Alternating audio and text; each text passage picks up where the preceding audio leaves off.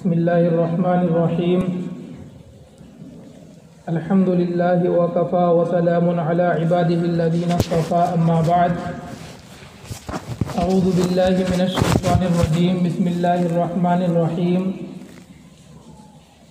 وَإِذْ قَالَ عِيسَى ابْنُ مَرْيَمَ يَا بَنِي إِسْرَائِيلَ إِنِّي رَسُولُ اللَّهِ إِلَيْكُمْ مُصَدِّقًا لِمَا بَيْنَ يَدَيَّ مِنَ التَّوْرَاةِ وَمُبَشِّرًا بِرَسُولٍ يَأْتِي مِن بَعْدِ اسْمُهُ أَحْمَدُ صدق اللہ العظیم۔ محترم سامعین اور معزز دوستو، گزشتہ جمعوں کے اندر میں نے آپ حضرات کے سامنے نبی اکرم صلی اللہ علیہ وسلم کی ولادت و سعادت کا تذکرہ کیا، اور ولادت کے سلسلے میں نے آپ حضرات کے سامنے 5 چیزیں بیان کی جو مستند اور محقق ہیں، اور یہ بتایا کہ یہ 5 چیزیں ہر ایک کو معلوم ہونی چاہیے۔ آپ کا سن ولادت اور مہینہ، تاریخ، دن اور وقت، ان 5 چیزوں کے بعد میں نبی اکرم صلی اللہ علیہ وسلم کی پیدائش کے وقت کی کچھ علامتیں میں نے آپ کے سامنے بیان کی کہ فاطمہ بنت عبداللہ نے دیکھا کہ جس وقت آپ کی پیدائش ہوئی ستارے ہمارے سروں پر آ گئے اور یوں لگتا تھا کہ وہ گرنے والے ہیں۔ اس روایت کا میں نے مطلب آپ کے سامنے بیان کیا کہ اس کا کیا مطلب ہے ستارے گرنے والے ہیں۔ پھر حضرت آمنہ بنت وہب نے یہ دیکھا کہ آپ کی پیدائش کے وقت میں شام کے محلات اور بصرہ کے محلات روشن ہیں۔ تو اس روایت کا میں نے مطلب بتایا کہ شام اور بصرہ کے محل کیوں دکھلائے گئے اور ان کے روشن ہونے کا کیا مطلب ہے۔ پھر ایوان کسریٰ کے اندر زلزلہ آیا اور اس کے 14 کنگرو گر گئے۔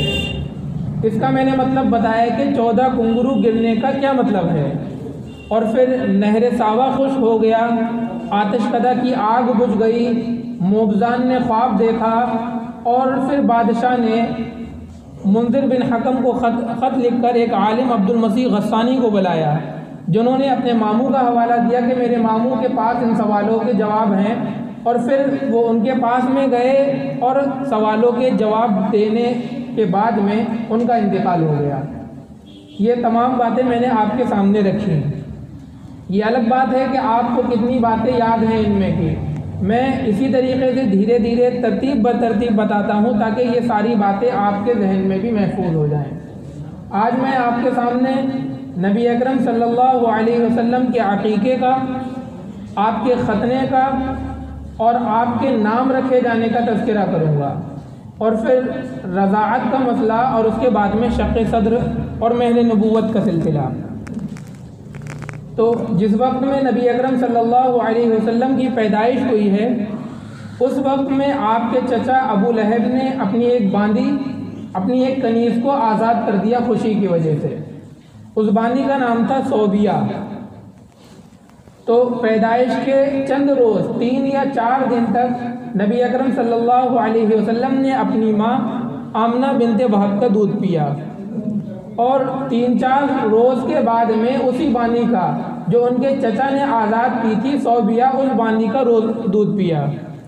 اور اسی بانی نے، میں نے آپ کو پہلے بھی بتایا تھا کہ حضرت حمزہ آپ کے رضائی بھائی بھی ہیں، ایک طرف چچا ہیں، دوسری طرف رضائی بھائی بھی ہیں۔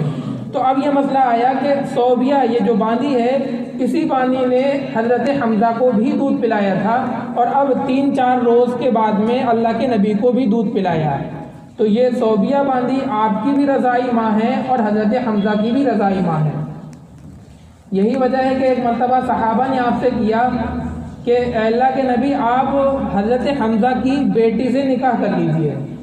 تو آپ نے جواب یہ دیا کہ حمزہ میرے رضائی بھائی ہیں اور ان کی بیٹی میری رضائی بھتیجی ہوئی، اس وجہ سے میں اس سے نکاح نہیں کر سکتا۔ تو آپ نے صوبیہ کا دودھ پیا۔ اس کے بعد میں مسئلہ آیا عقیقے کا۔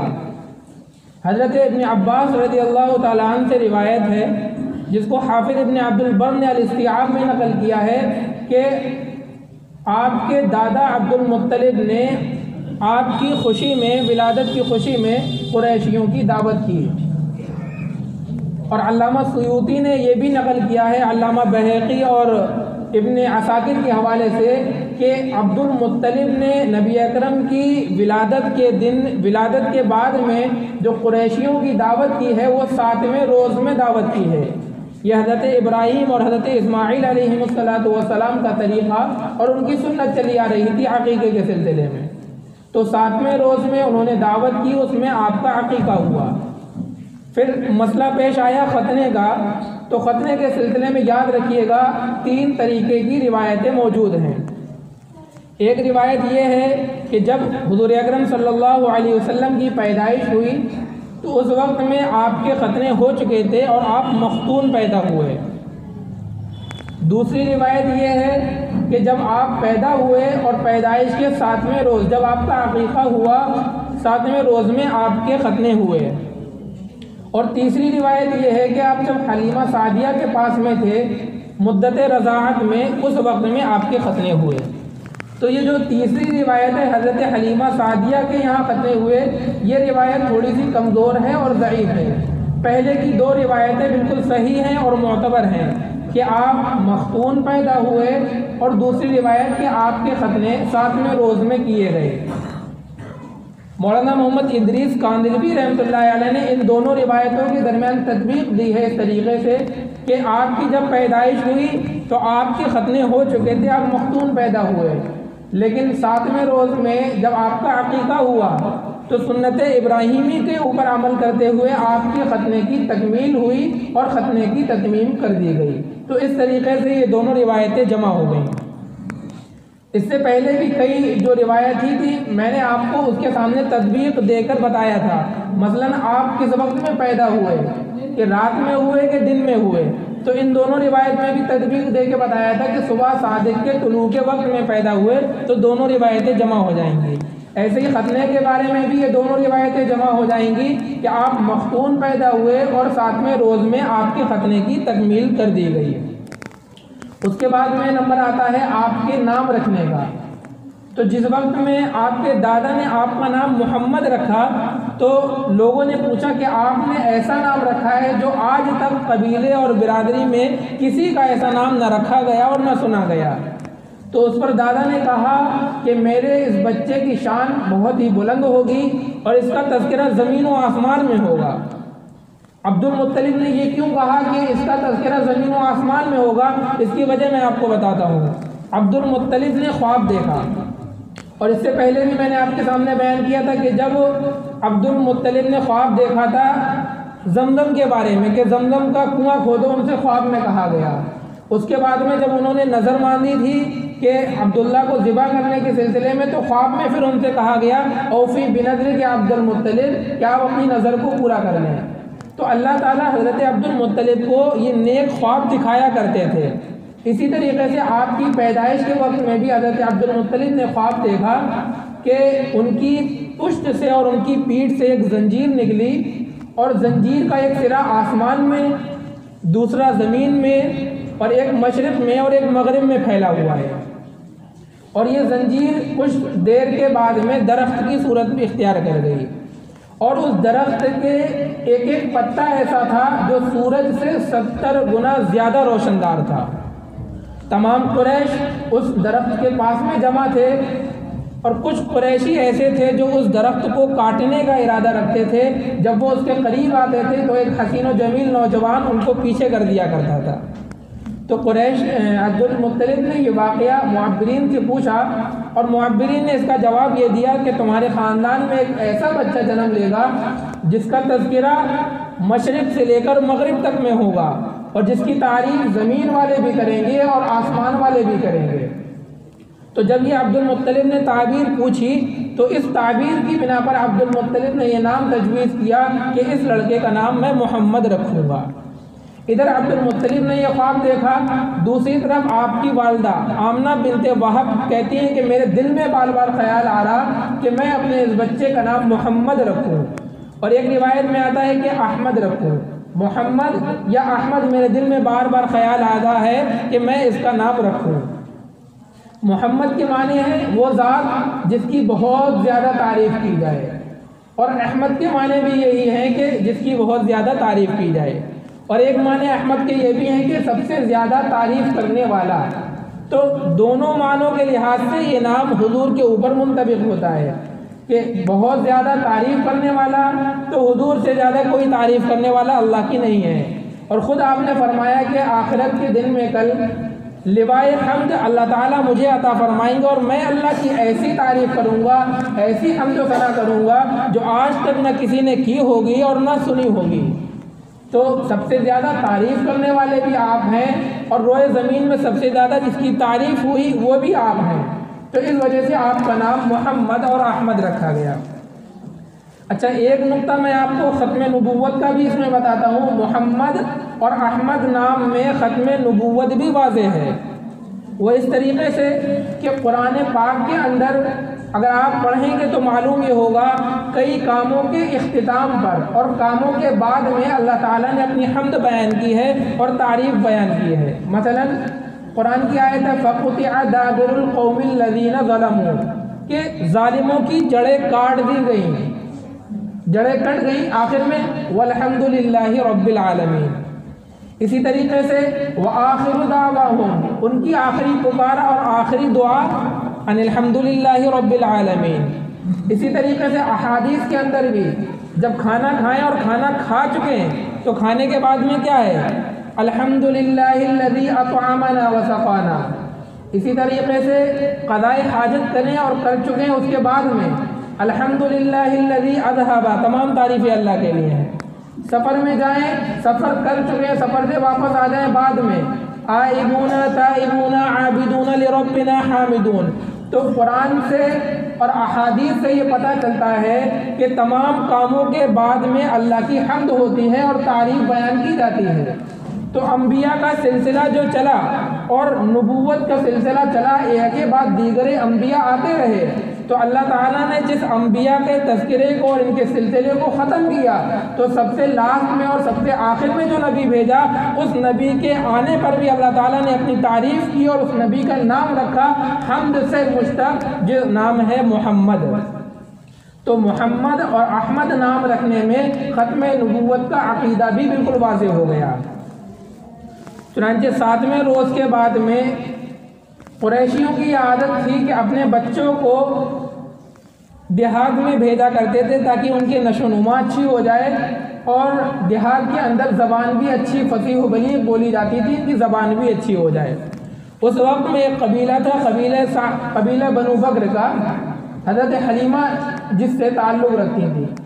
اس قبیلے کے اندر قحط پڑا ہوا تھا، تو کچھ وہ عورتیں جو دودھ پلانے کا کام نہیں کرتی تھیں وہ بھی اس سال دودھ پلانے کے لیے آئیں۔ تو انہی عورتوں میں سے ایک عورت حلیمہ سعدیہ بھی ہیں۔ ان کا یہ پیشہ نہیں تھا، لیکن قحط کی بنا پر یہ بھی دودھ پلانے کے لیے آئیں۔ حضرت حلیمہ کہتی ہیں کہ ہمارے پاس مال بالکل نہیں تھا اور میرے جسم میں بھی بالکل دودھ نہیں تھا، میرا ایک چھوٹا بچہ تھا وہ روتا رہا کرتا تھا، ہماری ایک کمزور اونٹنی تھی، اس اونٹنی کے تھن میں بھی دودھ نہیں رہتا تھا جس کی وجہ سے ہم اس کا دودھ پی سکیں۔ تو حضرت حلیمہ کہتی ہیں کہ جب تمام قافلہ چلا گیا مکہ، اور مکہ وہ سارے کے سارے لوگ ہم سے پہلے پہنچ گئے اور اللہ کے نبی تمام لوگوں کے اوپر پیش کیے گئے، لیکن لوگوں نے یہ سوچ کر آپ کو چھوڑ دیا کہ یہ بچہ یتیم ہے، اس یتیم کے پاس سے ہمیں کیا ملے گا۔ حضرت حلیمہ بھی گئیں اور حلیمہ کو کوئی بچہ نہیں ملا، تو حضرت حلیمہ کہتی میں نے اپنے شوہر سے کہا کہ ہم اس بچے کو لے لیتے ہیں کہ اللہ تعالیٰ ہم کو اس بچے میں برکت عطا کرے گا۔ تو خود حضرت حلیمہ کا بیان ہے کہ جیسے ہی ہم نے اس بچے کو اٹھایا تو فوراً میرے پستانوں میں دودھ آ گیا، میں نے اپنے بچے کو بھی دودھ پلایا اور اللہ کے نبی کو بھی دودھ پلایا، اور اس کے بعد میں جب ہم سواری پر آئے تو ہماری سواری جو بالکل لاغر تھی اس کے تھنوں میں بھی دودھ آ گیا، ہم نے اور شوہر نے خوب سیر ہو کر دودھ پیا۔ اور جب مکہ سے واپس آنے لگے تو تمام قافلہ پیچھے ہونے لگا اور ہماری سواری آگے ہونے لگی۔ لوگوں کو تعجب ہوا اور تعجب سے پوچھنے لگے اے حلیمہ تمہاری سواری تو بہت ہی لاغر اور دبلی اور پتلی تھی اور کمزور تھی، کیا ہو گیا کہ تم نے اپنی سواری کو بدل دیا؟ تو حضرت حلیمہ جواب دیتی ہیں کہ انہیں کیا معلوم تھا کہ جس بچے کو انہوں نے یتیم سمجھ کر چھوڑا ہے وہ دراصل یتیم نہیں در یتیم ہے، اور میں نے کوئی سواری نہیں بدلی، البتہ سوار میں فرق آ چکا ہے۔ تو حضرت حلیمہ کہتی ہیں میں اللہ کے نبی کو اپنے گھر پر لے کر کے آ گئی، تو اس وقت میں بھی قحط یہ تھا کہ جب تمام لوگ اپنے جانوروں کو بھیجا کرتے تھے چرنے کے لیے، تو جب واپس آتے تھے تو میری اونٹنی تو خوب سیر ہو کر کے آتی تھی، اس کے تھن بھی بھرے ہوتے تھے۔ دیگر لوگوں کی اونٹنی آتی تھی یا جانور جو بھی آیا کرتے تھے ان کی تھنوں میں دودھ نہیں ہوتے تھے۔ تو پھر لوگوں نے یہ کہہ کے جہاں پر حلیمہ بھیجتی ہے اپنے جانوروں کو وہاں پر ہم بھی بھیجیں گے، چنانچہ وہ لوگ بھی وہاں پر جانوروں کو بھیجنے لگے۔ لیکن پھر بھی یہی ہوا، حضرت حلیمہ کے گھر کے اندر جو بادشاہ اور در یتیم تشریف فرماتے اس کی نسبت سے اور ان کی برکت سے حضرت حلیمہ کے جانوروں کے تھن میں دودھ آ جایا کرتا تھا، دیگر لوگوں کے تھنوں میں دودھ نہیں آیا کرتا تھا۔ تو یہ ماجرا ہوا اور حضرت حلیمہ سعدیہ نے 2 سال دودھ پلایا۔ 2 سال کے بعد میں جب آپ کا دودھ چھڑایا گیا، حضرت حلیمہ آپ کو مکہ میں لے کر کے آئیں اور لانے کے بعد میں آپ کو حضرت آمنہ کے سپرد کر دیا۔ لیکن اللہ کے نبی علیہ الصلاۃ والسلام کی برکت سے حضرت حلیمہ نے جو انوارات دیکھے تو حضرت حلیمہ نے خود ہی عرض کیا کہ اے آمنہ، اگر کچھ روز کے لیے یہ بچہ آپ مجھے اور دے دیں تو آپ کا بہت احسان ہوگا۔ اور مکہ کے اندر اس وقت ایک وبا بھی چل رہی تھی، تو حضرت آمنہ نے اللہ کے نبی کو پھر حضرت حلیمہ کو دے دیا کہ تم اس بچے کو لے جاؤ۔ اور پھر 2 برس اور 4 سال تک آپ حضرت حلیمہ کے گھر میں رہے۔ جب آپ بکریوں کو چرا رہے تھے تو آپ کے جو رضائی بھائی تھے وہ دوڑتے ہوئے گھر پر آئے اور آنے پر کہا اپنی ماں سے کہ اماں، جو ہمارا وہ رضائی بھائی ہے، میں نے دیکھا کہ دو آسمان سے کوئی لوگ آئے اور وہ سفید پوشاک پہنے ہوئے ہیں، انہوں نے اس رضائی بھائی کے سینے کو چیرا اور چیر کر کے کچھ نکال رہے ہیں۔ حضرت حلیمہ بہت ہی فکر مند ہوئیں اور فوراً دوڑتی ہوئی آئیں تو دیکھا اللہ کے نبی علیہ الصلاۃ والسلام ایک جگہ پر کھڑے ہیں اور آپ کے چہرے کے اوپر فق پڑا ہوا ہے اور آپ کا رنگ بدلا ہوا ہے۔ تو انہوں کی روایت یہ بیان کرتی ہے کہ حضرت جبرائیل اور حضرت میکائیل علیہ الصلاۃ والسلام آئے انسانی شکل و صورت میں، اور انہوں نے سفید لباس پہن رکھا تھا، ایک سونے کا تشت لے کر کے آئے اور اس میں برف کی سلیاں تھیں۔ اللہ کے نبی کے سینے کو چاک کیا، دل کو نکالا، دل کو چاک کیا، اس کے اندر سے خون کے کچھ لوتھڑے تھوڑے تھوڑے سے نکالے اور پھر اس کو برف کی سلی سے صاف کیا اور پھر دل کو بند کیا، دل کو سینے میں رکھا اور پھر سینے کو سل دیا۔ حضرات صحابہ کی روایت یہ موجود ہے، کہتے ہیں کہ ہم نے خود اپنی آنکھوں سے اللہ کے نبی علیہ الصلاۃ والسلام کے سینے مبارک کے اوپر سلائی کے وہ نشان دیکھے تھے۔ علامہ قسطلانی مواہب کے اندر اور علامہ زرقانی شرح مواہب کے اندر یہ بات لکھتے ہیں کہ شق صدر کے واقعے کو ماننا یہ خرق عادت اگرچہ ہے لیکن اس کو ماننا واجب ہے اور اس کو تسلیم کرنا ضروری ہے۔ تمام علماء کا اس بات پر اتفاق ہے کہ یہ شق صدر کا واقعہ ہوا، اور شق صدر کے واقعہ یہ 4 مرتبہ ہوئے۔ ایک مرتبہ جب یہی حلیمہ سعدیہ کے گھر پر تھے، 4 برس کے تھے، دوسری مرتبہ جب آپ 10 سال کے تھے، تیسری مرتبہ جب آپ کو نبوت ملی، اور چوتھی مرتبہ جب آپ کو معراج پر لے جایا گیا۔ تو بچپنے کے اندر شق صدر ہوا، جس کی بنا پر جو شیطان کا حصہ ہوتا ہے وہ نکال دیا گیا۔ 10ویں سال میں جو شق صدر ہوا اس میں کھیل کا جو مادہ انسان کے اندر سے ہوتا ہے وہ نکال دیا گیا۔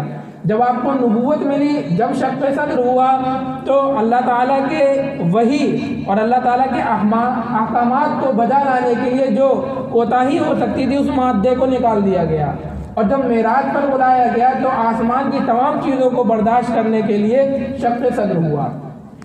برف کو دھونے کے اندر حکمت یہ تھی کہ گناہ کے اندر ایک چنگاری اور آگ سی رہتی ہے۔ قرآن میں ہے کہ جو لوگ یتیموں کا مال ظلماً کھاتے ہیں وَسَيَصْلَوْنَ سَعِيرًا، کہ یہ انما یأکلون فی بطونہم نارا، کہ یہ اپنے پیٹ کے اندر آگ کو بھر رہے ہیں۔ اگرچہ وہ ٹھنڈی چیز کھائیں، ٹھنڈی مشروبات پئیں، لیکن قرآن کہتا ہے کہ وہ اپنے پیٹ کے اندر آگ کو بھر رہے ہیں۔ تو گناہ کے اندر آگ حرارت سی ہوتی ہے، تو اس حرارت کو دور کرنے کے لیے برف کی سلی آئی اور اس برف کی سلی سے دھویا گیا۔ حدیث میں آتا ہے کہ ان الغضب من الشیطان، کہ غصہ شیطان کا حصہ ہے، وَإِنَّ الشَّيْطَانَ خُلِقَ مِنَ النَّارِ، اور شیطان کو آگ سے پیدا کیا گیا ہے، وَإِنَّمَا يُسْتَفُ النَّارُ بِالْمَاءِ، اور آگ کو پانی سے بجھایا جاتا ہے۔ تو اللہ کے نبی نے یہ علاج بتا دیا کہ جب کسی انسان کو غصہ آئے تو وہ وضو کر لیا کرے، تو آگ کے اندر ایک گرمی ہوتی ہے اور حرارت ہوتی ہے، تو اس حرارت کو دور کرنے کے لیے اللہ کے نبی نے کہا وضو کر لیا کرے۔ اور آپ کے اندر دوسرا وصف جو تعلی کا ہوتا ہے اوپر اٹھنے کا، تو اس کو دور کرنے کے لیے آپ نے کہا کہ فَإِذَا غَضَبَ أَحَدُكُمْ فَلْيَجْلِسْ، جب تم میں سے کسی کو غصہ آئے تو وہ بیٹھ جائے، اگر غصہ دور ہو جائے تو پھر وہ لیٹ جائے۔ تو یہ میں نے آپ کے سامنے عقیقے کا، ختنے کا اور آپ کے نام رکھے جانے کا تذکرہ کیا، اور دودھ پلانے کا سلسلہ اور حضرت حلیمہ سعدیہ کا تذکرہ کیا۔ جب آپ کا شق صدر ہو چکا تو اس کے بعد میں آپ کے مہر نبوت بھی لگا دی گئی۔ مختصر سی ایک بات میں بتا کے ختم کرتا ہوں، مہر نبوت آپ کی یہ دونوں شانوں کے بیچ میں لگا دی گئی۔ شیطان کے داخل ہونے کی جو جگہیں ہیں وہ دو ہیں، ایک دل کے ذریعے سے، تو دل میں شق صدر کے ذریعے سے شیطان کا راستہ بالکل بند کر دیا گیا۔ جب شق صدر ہو چکا تو آپ کے مہر نبوت لگا دی گئی، جو باہر سے شیطان کے داخل ہونے کا راستہ تھا وہ بھی بند کر دیا گیا۔ اب دو طریقے کی روایت ہے کہ مہر نبوت پیدائش سے لگا ہوا تھا یا بعد میں لگایا گیا، تو دیکھیے اس میں بھی وہی تطبیق میں دوں گا کہ پیدائش کی والی بھی روایت موجود ہے اور بعد کی بھی روایت موجود ہے۔ تطبیق یہ ہے جب آپ پیدا ہوئے تو اس وقت مہر نبوت لگا ہوا تھا، اور جب شق صدر ہوا تو اس وقت اسی مہر نبوت کے اوپر تکمیل کر دی گئی اور اس کے اوپر تتمیم کر دی گئی۔ اللہ تعالی ہم سب کو اللہ کے نبی علیہ الصلوۃ والسلام کی صورت اور آپ کی سیرت کو اپنانے کی توفیق عطا فرمائے، آمین۔ وآخر دعوانا الحمد للہ رب العالمین۔